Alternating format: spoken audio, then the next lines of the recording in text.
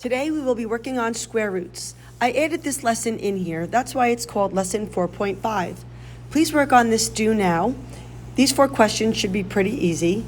Make sure you know the difference between -6 squared with parentheses and question 4, -2 to the third without parentheses. Number 1 is +4. Number 2 is +36. Number 3 is +81. And number 4 is -8. Multiplying 2 negative numbers and multiplying 2 positive numbers both result in positive answers. Work on all of these multiplication problems. 1 times 1 is 1, 2 times 2 is 4, 3 times 3 is 9, 4 times 4 is 16, 5 times 5 is 25, 6 times 6 is 36, 7 times 7 is 49, 8 times 8 is 64, 9 times 9 is 81, and 10 times 10 is 100. Whether it's a positive times a positive or a negative times a negative, your answer will still be positive. These results, 1 through 64, are your first 8 perfect squares. On the next 2 slides, please take your time, maybe even pause the video to read these definitions. On the 3rd page, we have a square, a 2 by 2 square leading up to an area of 4. We have a 4 by 4 square, which gives us an area of 16, and we have a 6 by 6 square, which gives us an area of 36. Here, the square root of 1 is 1. The square root of 4 is 2. The square root of 9 is 3. The square root of 16 is 4. The square root of 25 is 5. And the square root of 36 is 6. It's pretty simple. Pause the video and put these numbers in order from least to greatest.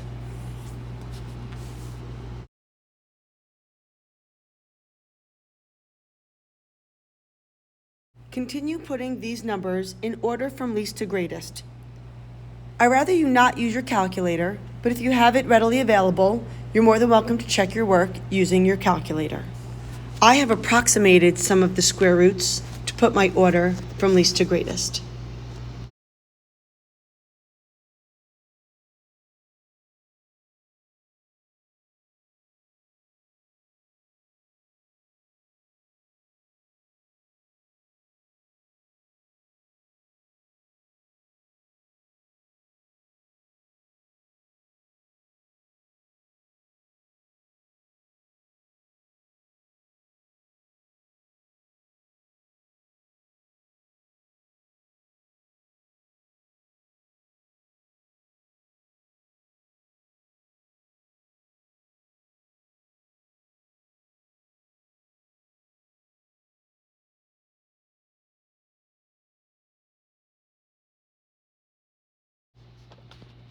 Four squared is 4 times 4, which is 16. The square root of 16 is 4. The square root of 4 squared is the same as the square root of 16, which is 4. 5 squared is 25. The square root of 25 is 5, and the square root of 5 squared is 5. 7 squared is 49. The square root of 49 is 7, and the square root of 7 squared is the same as the square root of 49, which is 7. Take all these numbers in the bottom and put them where they belong. Are they rational or irrational?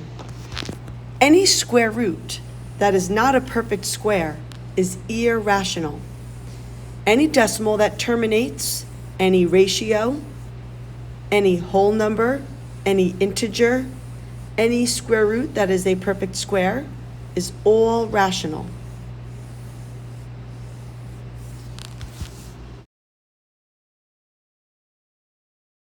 Let's solve your first quadratics. These are quadratics because x is being squared. What number squared is 36? Well, that's +6 and -6. 12 times 12 is 144. -12 times -12 is also 144. So the answers are the plus and the negative. Let's estimate square roots. I don't know the square root of 48, but I know the square root of 49 is 7. So the square root of 48 is going to be just under the number 7. So let's approximate it as 6.9. I don't know the square root of 2, but I know the square root of 1 is 1, and I know the square root of 4 is 2, so the square root of 2 has to be right between it. And we continue to do this. You find a perfect square that is close to the square root that we need to approximate.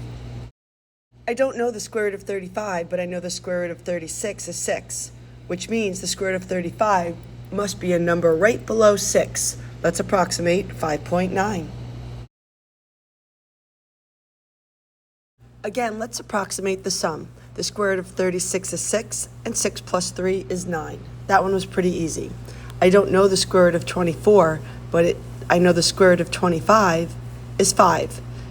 So 8 plus 5 is 13, so this sum must be just below 13. The square root of 15 is just below the square root of 16. The square root of 16 is 4, and 12 plus 4 is 16. So now, is the square root of 15 plus 12 greater than or less than the square root of 24 plus 8? Well, 15.9 is greater than 12.9.